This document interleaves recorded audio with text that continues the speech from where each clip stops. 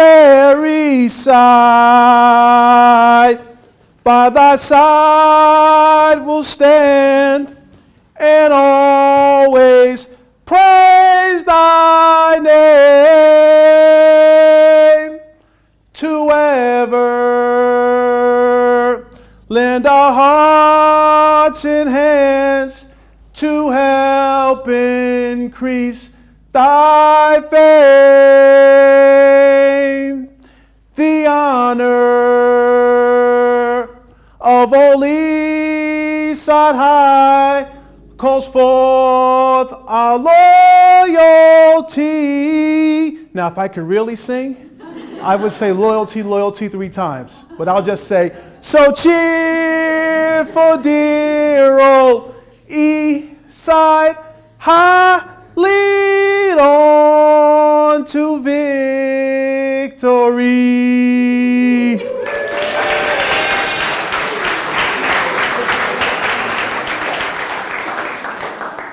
I thought I was auditioning for one of the reality TV shows, but I guess I'm not today. I look around the room and I see all these Rutgers Prep TEDx shirts, so I believe this is Rutgers Prep TEDx, so I think I'll have my seat right now and just talk to you for a little while. So, how many of you have heard that song before? Anybody in the room? Not doing the audition either, but you heard it before. If you haven't heard that song before, it's the Eastside High School alma mater that was made famous back in 1986 by Joe Clark, the baseball bat-wielding principal, who was a star of the movie Lean on Me. Joe Clark appeared on the cover of Time magazine back in 1986 because of his no-holds-barred style. Eastside at that time was labeled the blackboard jungle because of its low test scores, drugs, crime, and violence. Drugs, crime, and violence. Mr. Clark did something special, though. He really introduced the concept of that song that I just sang. We had some diversity at Eastside, mostly black students, Hispanic students, some white students, and primarily white, but some black staff and administrators. But it didn't matter who was in the building. Mr. Clark made it clear that he was in charge. As a matter of fact, Ronald Reagan was the president at the time I was in high school, and if he had visited Eastside, Mr. Clark would have let him know that he was the HNIC. He coined that term. H stands for head. N, well, he was an African-American male carrying around a baseball bat. Use your imagination as to what that term means. IC, in charge. I didn't realize how serious Mr. Clark took that until I called his office 25 years later to ask him for a favor. And when it picked up, there was no answering machine, or the answer machine picked up and it said, welcome to HNIC Farms.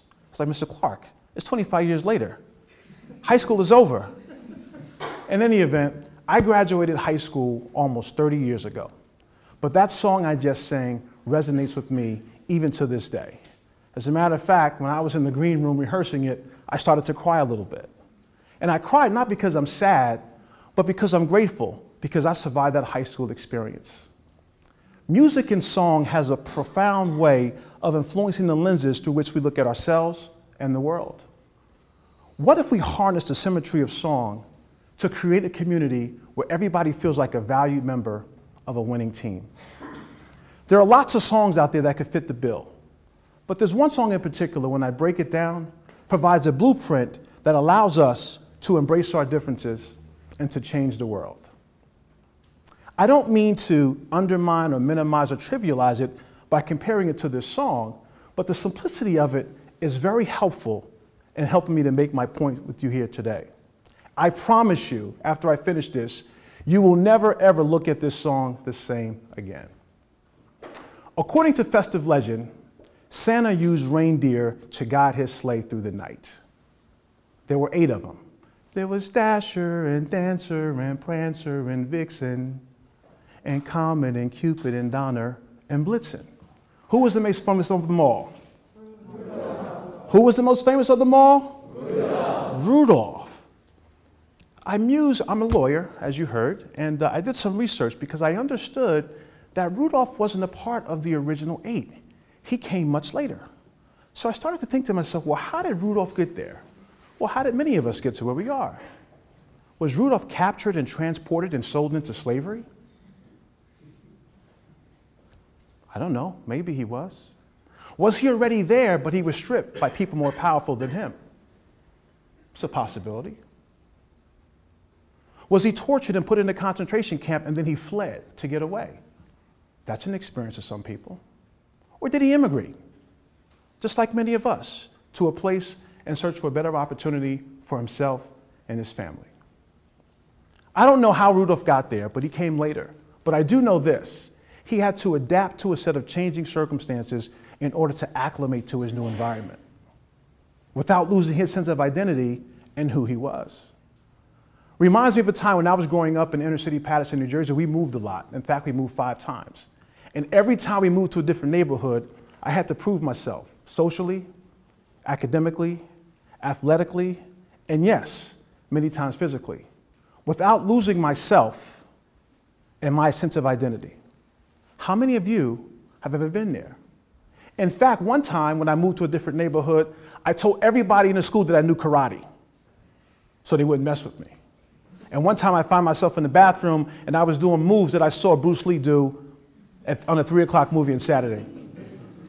But it was a way for me to identify and to acclimate to a new environment, just to fit in, just like Rudolph. How many of you have ever been there? Feeling that you had to fit in. Being out of place is one thing, which Rudolph was, but being out of place with a different name, it's a totally different ballgame. When I looked at the names of the reindeer, Rudolph had a different name. There was Dasher, right? With a name like that, he had to be fast like Usain Bolt. There was Dancer. Wow. Frank Sinatra, Sammy Davis Jr., Fred Astaire, John Travolta, Gregory Hines. A very good dancer with a name like that. There was Prancer, probably won the Triple Crown a few times because he pranced around like he owned everything. Vixen, oh my goodness, drop dead gorgeous. She came in second in Miss America, only to my wife who came in first. Comet, oh my goodness, what if out of the box and out of the world thinker? Word had it he studied with Einstein. Cupid, my favorite, the lover. Everybody loves a lover, right?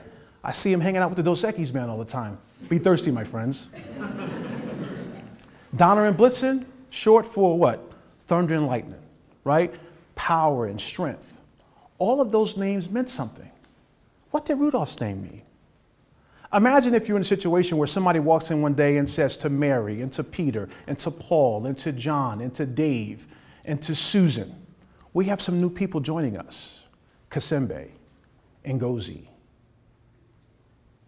Sasha, Eduardo, Hung Si, Feng Si Yu, Choi, Singh, Patik, Patel. What would Mary and crew think about those folks? What images or biases or preconceived notions would they have about them? Think about that. Rudolph's name may have communicated that he was different, but a physical feature solidified it. What did he have? A red nose. See, when people don't understand your name, they tend to identify you by a physical characteristic, personality trait, or personal attribute that you may have. Rudolph was a deer just like them, but they labeled him. Why? Because he was different. Labeling is a sign of control. Think about it. When we name our children, when we name our places, we name our cars, our pets, anything that we name, it's a sign of control over them. That's why they label Rudolph. What if we did not have any preconceived notions about people based upon their names or judge them because their name is different? What if we didn't place labels on people regarding sex, gender, race, religion, mental and physical abilities, or anything else that we think distinguishes us, but instead understand that we should experience people before we judge them? It was very easy to judge Rudolph. Why? Because he had a red nose. Before people said anything, or before he said anything or did anything or made any comment, they judged him. He couldn't hide it if he wanted to, just like the skin that I'm in. No matter where I go or what I do, before I say or do anything, people look at who I am. That's how we do as people. When the skin color is different, the hair color is different, the eye color is different, our body shapes are different. All the differences, we point them out. And then we get amazed because we're supposed to be so smart that something unpredictable happens, or I should say something very predictable happens when somebody's name is uncommon and we label them. The song says what? All of the other reindeer used to laugh and call him names. Right? Rudolph was ostracized, criticized, marginalized, and in some cases even demonized. Why? Because he was different. Today, we're at Rutgers Prep, we call that HIB, harassment, intimidation, and bullying. That sometimes leads to homicide, and in many cases, suicide. Whoever said sticks and stones can break my bones, but names will never hurt, I should hit them with this bat, because they lied. Names hurt. Maybe that person was never called a racial or ethnic slur, but words are powerful. I won't repeat them here because they hurt, but words are powerful, and they can either breathe life or they can choke us to death. What if we didn't ostracize, criticize, marginalize, or even demonize people who are different than us, but understand and embrace the notion that there's no distinction in humanity that binds all of us? The predictability continues when we continue to judge people before we experience them because their name is different or we label them. The song says, they never let poor Rudolph join in any reindeer games. You see, the reindeer controlled the game. By the way, there was a movie called Reindeer Games. I just remembered that, a long time ago. Had nothing to do with Rudolph, but it was a pretty good movie. The reindeer controlled the game, socially, economically, politically. In every way, they controlled the game. And they pitied Rudolph and called him poor because they wrongly interpreted his difference as a deficiency. Think about that. Because it was the least threatening way for them to process who he was. Instead of seeing Rudolph as a valued member of a winning team, they perceived him as poor because he had something that they did not have, a red nose. See, whenever people don't understand what you have and how you got it, they fear you and are intimidated by you. And one of the ways they exercise that fear and intimidation, again, is through control. When I bought my house almost 20 years ago now, my attorney came to me, and before we could close, he said, Vaughn, you have to get the other neighbors in the community to sign off on you living in the community. Now, I'm a lawyer, I understood it. It's called a covenant that runs with the land, or a restrictive covenant. And that covenant was used by many builders back in the day to keep blacks and others out of their neighborhoods. And so I say that to say, what if we have a society where we give everybody equal access and equal opportunity to play in the game without controlling them or limiting them in any way? What if we intentionally expanded the game to incorporate people who are different than us, but who have the skills, the talents, the gifts, and the abilities to contribute in some meaningful way? Here's the thing I like about Rudolph. He rejected others' interpretation of who he was. Was he hurt? Absolutely. Was he discouraged? I believe so. But he would not be denied his place in history. How do we know this? The song continues on and it says, then one foggy Christmas Eve. See, the fog changed everything. The conditions, the culture, the climate, the situation, everything changed and provided a unique opportunity for Rudolph to display his gift. Why? Santa had a job to do. He had to deliver joy and peace and happiness to the world. You know how it is when you didn't get something for Christmas and how you wreaked havoc in your house. Just imagine the whole community not getting what they want. So the thick fog presented an obstacle for Santa. Failure was not an option, because if he failed, there would be uprisings and riots and protests and boycotts and marches and sit-ins. And while others pitied Rudolph and did nothing, Santa spotted his uniqueness and said something. And what did he say? He said, Rudolph, with your nose so bright, won't you guide my sleigh tonight? See, Santa recognized that Rudolph's significance was in his difference. Remember that. He recognized that Rudolph's significance was in his difference. And with peace and justice on the line, it was all paws on deck. He didn't label Rudolph. He didn't judge him. Instead, he gave him a position based upon Rudolph's unique skill, the red nose. He saw Rudolph as a valued added gift to be celebrated, not a freak or thing to be tolerated. And as a result of that, he asked Rudolph to lead, not just be a part, but to lead the sleigh from a very, very dark place. Remember, it was nighttime. Santa had to get through the fog. Rudolph seized the opportunity, and now we know what his master's contribution went. We're not singing Dancer the Dancing Reindeer or Prancer the Prancing Reindeer. We're singing Rudolph the Red-Nosed Reindeer. My friends, it's nighttime. The then is now with regard to diversity and inclusion and race relations in this country. The climate, the culture, the circumstances, the situations have changed. What if we had a lot of Santa Clauses and Mrs. Clauses and Santa's helpers and elves and wooden soldiers scouring their communities and their playgrounds and their courtrooms and their boardrooms and their offices and wherever place people live, work, and play, looking for uniqueness that could help lead us through this dark place. Because when we do that, we'll find that behaviors will change and the script will be flipped and attitudes will change. Because as in Rudolph's case, it says, then how the reindeer loved him as they shouted out with glee, Rudolph the red-nosed reindeer, you'll go down in history. At some point, the reindeer realized that the mission cannot be successful without Rudolph. They realized that Rudolph wanted what they wanted, which was to be a valued member of a winning team. They realized that different means different. It does not mean deficient. They realized that Rudolph's proficiency and his gift did not nullify or mitigate their contribution to the mission. Now, all of those insights led to something.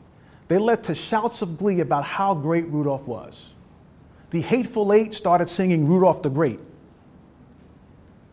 His critics became his converts and praised him. It's funny how people want to be associated with the winner when the winner is confirmed. But not everyone will take the time to spot the potential winner, cultivate them, and then leverage or create circumstances that allow that unique gift to shine. We need to do more of that. People don't do it because it's too risky. We can't afford not to do it. Why did Rudolph go down in history? Because Santa recognized that his significance was in his uniqueness, and his uniqueness made the difference in bringing peace and joy to the world. What if we are courageous enough to display humility after we learn that people who are different than us just want what we want, to be valued for who they are and the contributions that they can make? What if, wherever we are, we shout out with glee that it's only through the inclusion of diversity that we can truly deliver on the promise of freedom, liberty, and justice for all? What if I? What if you? What if we, me and you? What if they, those outside this room? What if all of us, me, you, we, and they, can convince and influence them, the non-believers, regarding diversity and inclusion and race relations, to change and modify their behaviors in a very, very positive way? Like Santa, we cannot fail. There will be uprisings and boycotts and sit-ins and marches. There will be blood if we don't embrace what Dr. King said many, many years ago. Injustice anywhere is a threat to justice everywhere. What if I? What if you? What if we? What if they? What if all of us can convince them? What if? Thank you for listening.